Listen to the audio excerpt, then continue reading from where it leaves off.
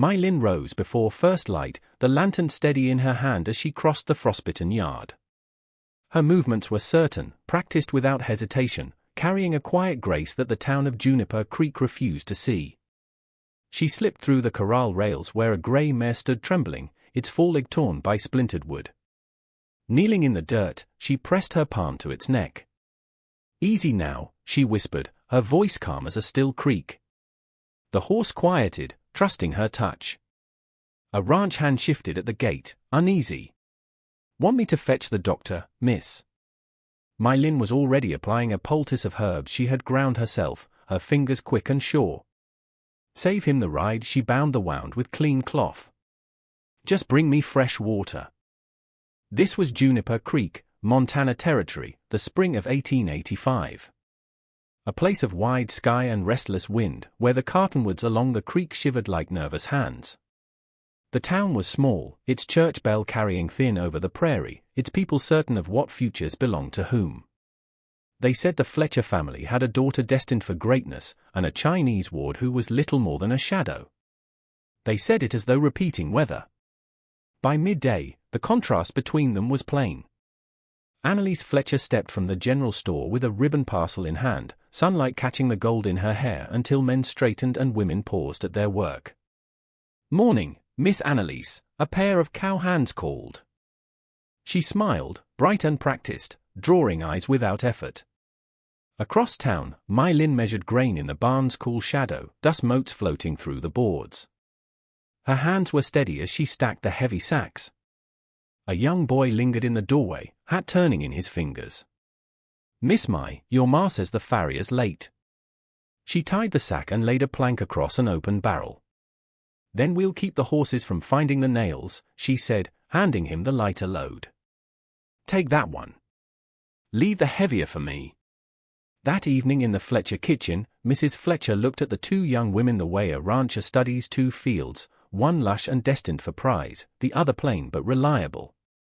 "My Lin, sit before the stew cools." "Annalise, mind your father's chair." Annalise spoke brightly of a church social and a new dress from the catalogue. My Lin spoke a fence wire and a coming blight she'd noticed on the corn. Annalise laughed lightly. "You would think of blight." My Lin only stirred the pot, steam rising to her face. After supper, she stepped onto the stoop with a tin cup of water. The prairie stretched wide before her, the last light running off it like a herd. She could not turn. Behind the window, Annalise's reflection lingered. "They say a certain rancher is to be back by Sunday," she murmured, hope edging her voice. My Lin set down her cup. "Then the town will have something to talk about," she answered, calm as weather. Later, lantern trimmed and tack hung neat, My Lin walked once more through the barn, stopping at each stall the way some paused at pews. She rested her hand on the grey mare's bound leg. "You'll mend," she said, her voice steady in the dark. Far out beyond the fence line, a rider moved against the stars, too distant to name. Juniper Creek thought it knew the way stories went. The pretty daughter first, the shadow never. But the prairie had its own way of remaking certainty. And by week's end, the Fletcher gate would swing on a hinge not touched in years. Sunday morning broke with a hard wind, carrying dust down the single street of Juniper Creek. The Fletchers rode in their wagon, My Lin holding the hymnal steady on her lap while Annalise adjusted the ribbon in her hair.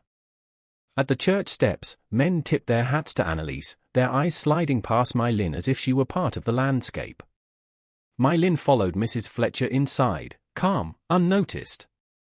The benches filled quickly, voices rising in him. Halfway through the service, the doors opened. A tall man entered, shoulders squared beneath a dark coat, dust clinging to his boots. Jasper Thorne had come home.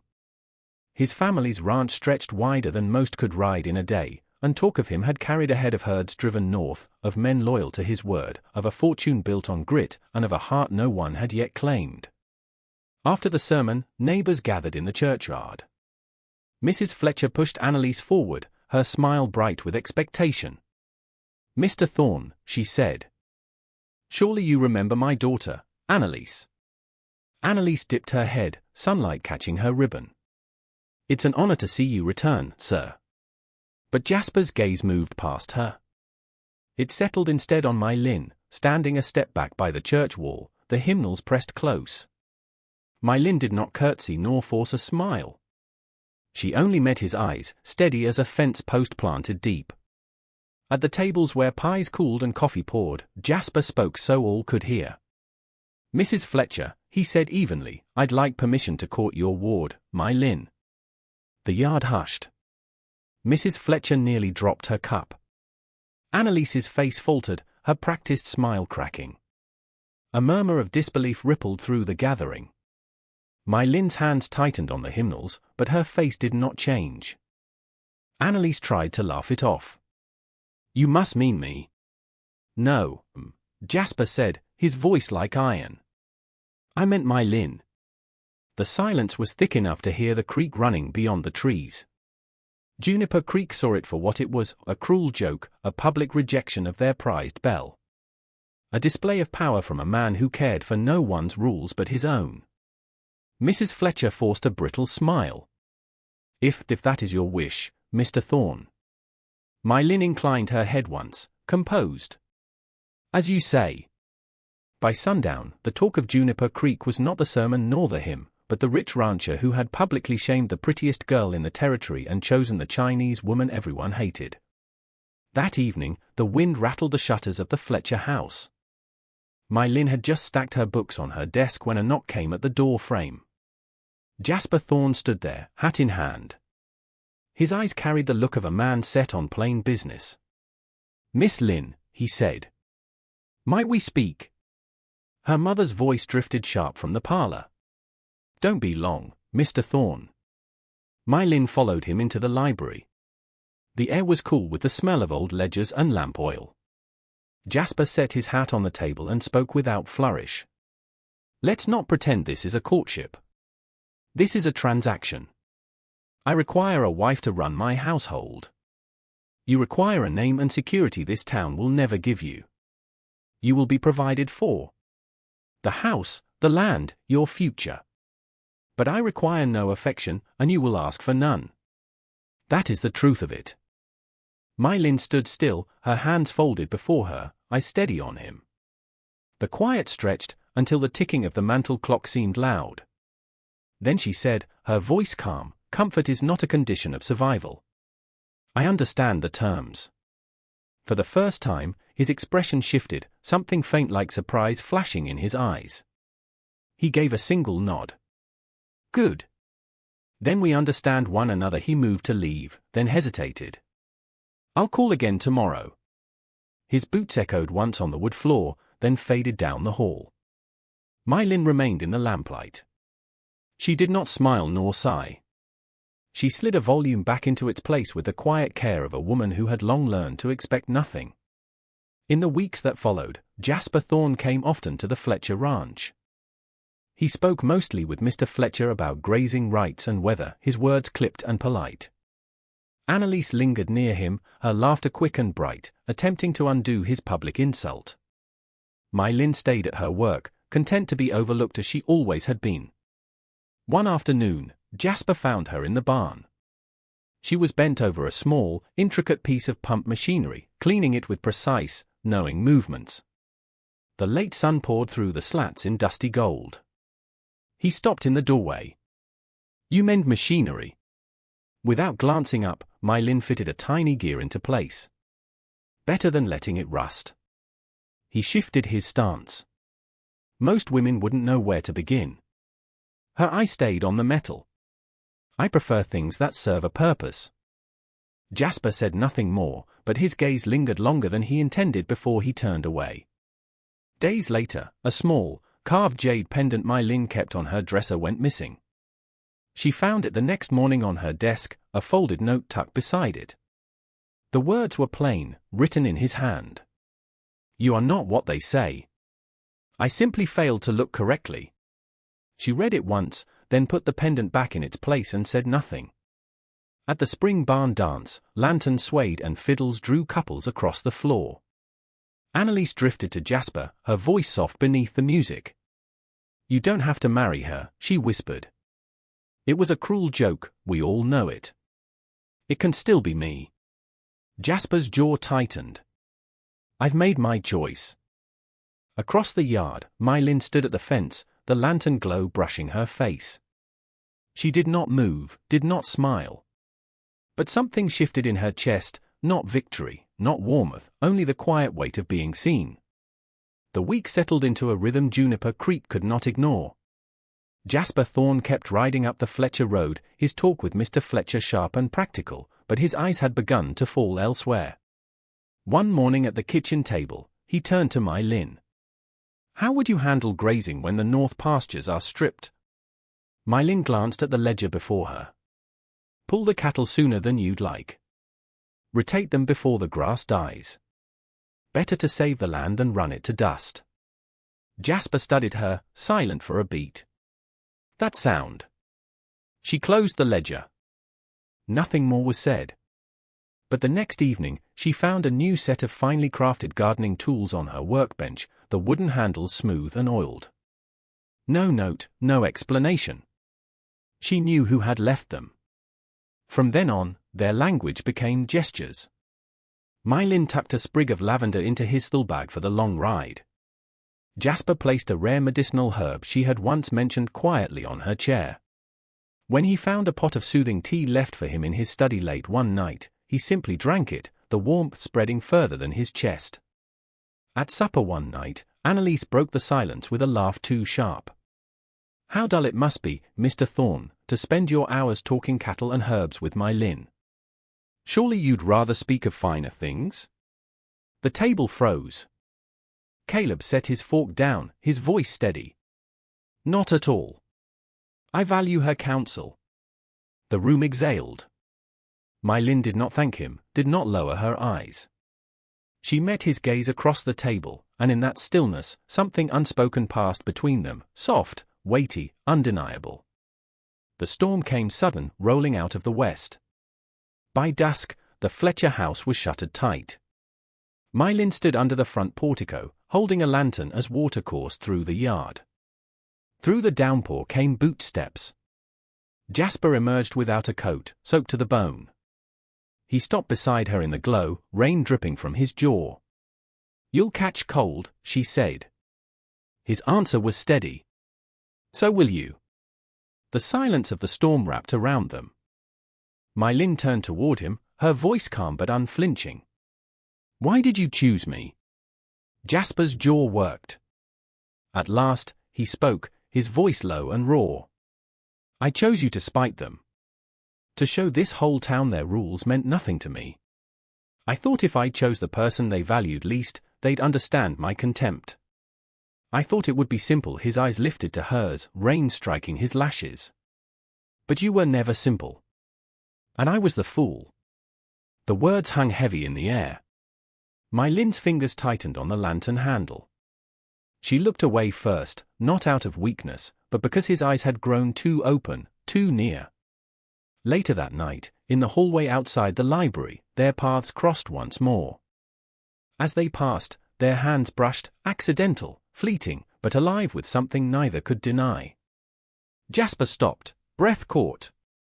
Mylin stood still, her heart thundering. The silence stretched. Then his boots moved on, his figure fading into the dark. It was in that pause, the touch that almost became more, that Mylin understood he had begun to fear her. Not because she was dangerous, but because she had become real. The wedding came without celebration on a late summer afternoon. No music, no ribbons, only the white church standing plain against the prairie.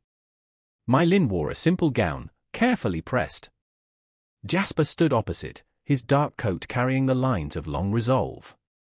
The vows were spoken, his tone steady, hers quiet and unshaken. When the rings were set, there was no cheer, only the sound of wooden pews creaking as neighbors leaned to whisper. Annalise lingered near the steps, her face pale, her smile forced. Jasper helped Mylin into the wagon with a hand that was firm, not gentle, and drove her out to the wide land that was now theirs. The Thorne Ranch house rose long and square against the prairie grass. Inside, the rooms bore the weight of years, furniture polished but cold, ledgers stacked neatly. They did not share a table that night. Mylin took her meal in the kitchen. Jasper stayed in the study, bent over maps. Yet in that stillness, small gestures began to appear. A cup of coffee left cooling on the porch rail. A folded note slipped beside the ledger. A walk after supper, their boots crunching the same gravel path, words few but steps falling in rhythm. The Thorn house, once hollow, began to change. Not into warmth, not yet, but into presence. Into the first, quiet shape of a bond neither of them dared to name. Winter pressed in early, hard as iron. One evening, My Lin retired with a shiver she could not shake. By dawn, her skin burned with fever. The doctor was sent for, but Jasper never left her side. He sat by the narrow bed with a damp cloth in his calloused hand, wiping her brow when the heat surged. When her breath grew ragged, he bent close, whispering her name as though the sound itself could hold her here. "Hold on, My Lin," he murmured in the dim light. "Just hold on." At last, one afternoon, the fever broke. Pale sunlight poured across the floorboards, and My Lin's eyes fluttered open. She turned her head and found Jasper still there, hollow-eyed with exhaustion. When he met her gaze, something shifted. For the first time, he truly looked at her, not as a pawn, not as a shadow, but as My Lin herself. Alive. Vulnerable. Strong in her stillness.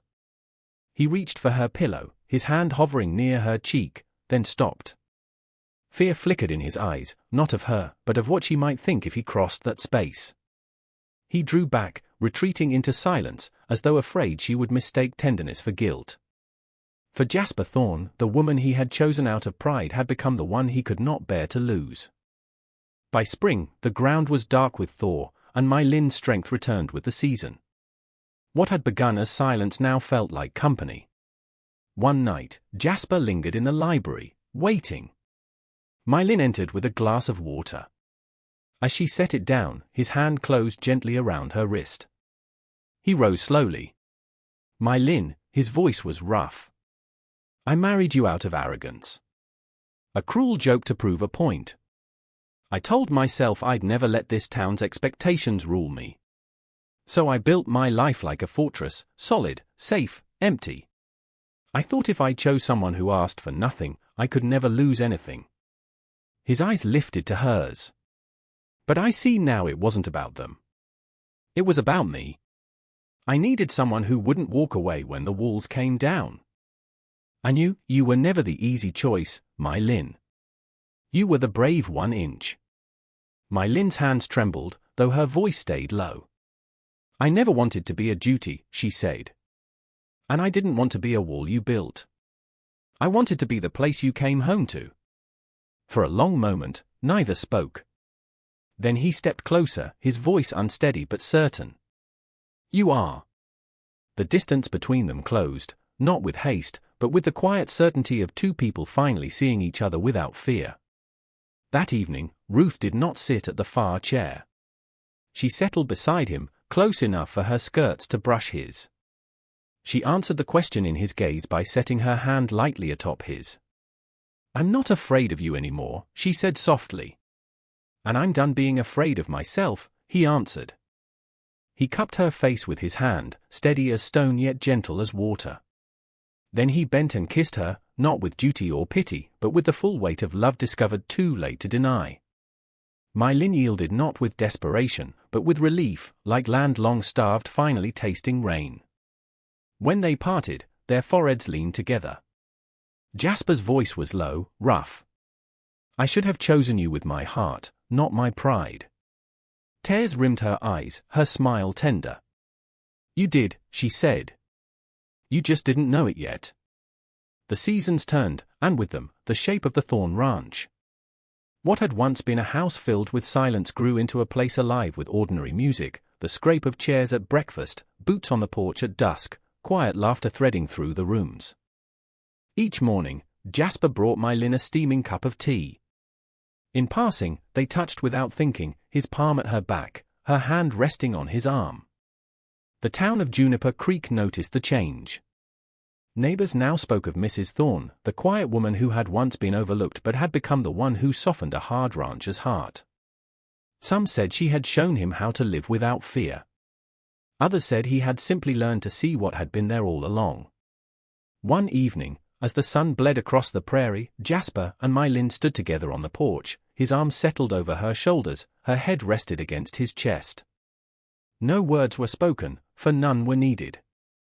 The horizon stretched wide and endless, but the center of their world was here, in the life they had built, steady and sure as the turning seasons. Juniper Creek remembered the story of how the rancher rejected the beautiful bride as a cruel joke, and chose the Chinese woman everyone hated. In that choice, he found not power, but love. And in him, she found not security, but home.